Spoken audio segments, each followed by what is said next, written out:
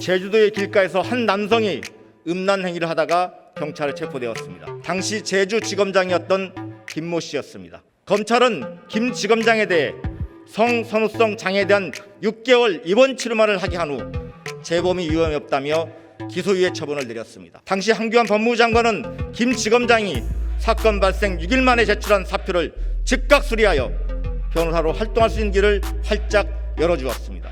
이외에도 김학의 차관 별장 성접대 사건, 부장검사 아이스크림 성희롱 사건 등 나열하기도 민망한 검찰의 제숫구 감싸기에 민주당도 국민의힘도 아닌 검찰이 영원한 승자가 되는 대한민국의 민주주의의 미래는 없습니다.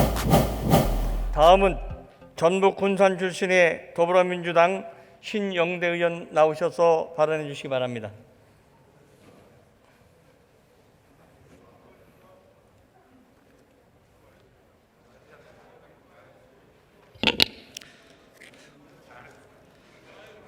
존경하는 국민 여러분, 박병석 의장님과 선배 동료 의원 여러분, 더불어민주당 전북 군산 출신 신영대 의원입니다.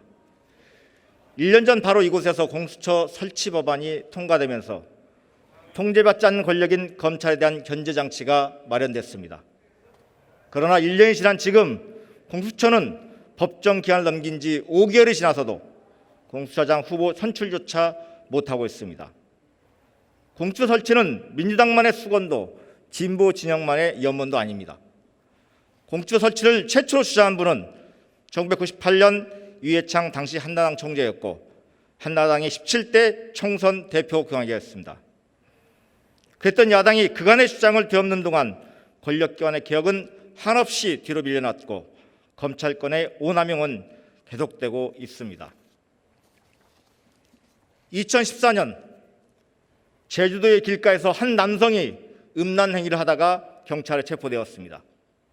당시 제주지검장이었던 김모 씨였습니다. 검찰은 김 지검장에 대해 성선후성 장애에 대한 6개월 입원 치료만을 하게 한 후 재범이 위험이 없다며 기소유예 처분을 내렸습니다. 당시 한교안 법무부 장관은 김 지검장이 사건 발생 6일 만에 제출한 사표를 즉각 수리하여 변호사로 활동할 수 있는 길을 활짝 열어주었습니다. 이외에도 김학의 차관 별장 성접대 사건, 부장검사 아이스크림 성희롱 사건 등 나열하기도 민망한 검찰의 제숫구 감싸기의 사법정언은 허망한 구호로만 남아있습니다.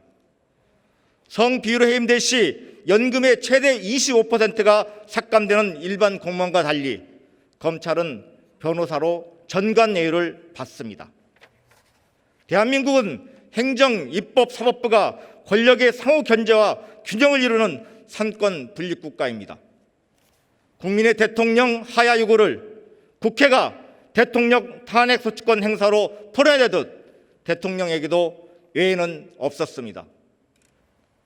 그러나 성역이 된 검찰에게는 자정 능력도 통제할 수단도 없습니다. 과거 군사 독재 시절 중앙정보부, 안기부 등 정보기관이 기획한 사건에 법률 대리인 역할을 했던 검찰은 독재 정권의 신여라는 오명을 써왔습니다. 그러나 민주화로 군과 정보기관들이 제자리로 돌아간 뒤 검찰은 과거 안기부와 중앙정보부의 영역까지 넘보고 있습니다. 때로는 기숙사와 먼지털이식 수사로, 이제는 검찰총장의 관심 재판에 대한 판사 사찰로 통제받지 않는 검찰 권력은 질주를 멈추지 않고 있습니다. 과거 고 노무현 전 대통령에게 중수부를 없애려면 내목을 철하던 과거의 검찰에서 현재의 검찰은 한치도 나아지지 않았습니다. 이런 검찰의 행태에도 불구하고 국민의힘은 자당 후보로 출마한 이력 있는 사람과 신라 면세점 명품시계 밀수 사건의 변호를 맡아 사건 은폐 의혹을 받고 있는 검사장 출신의 변호사를 공수처장 후보자로 추천하여 공수처 출범의 발목을 잡고 있습니다. 검찰은 항상 정권 전반기에는 전 정권의 비리를 수사했고 후반기에는 집권 세력에 칼을 들이댔습니다. 민주당도 국민의힘도 아닌 검찰이 영원한 승자가 되는 대한민국의 민주주의의 미래는 없습니다. 여기 계신 선배 동료 의원님께 간곡히 요청드립니다.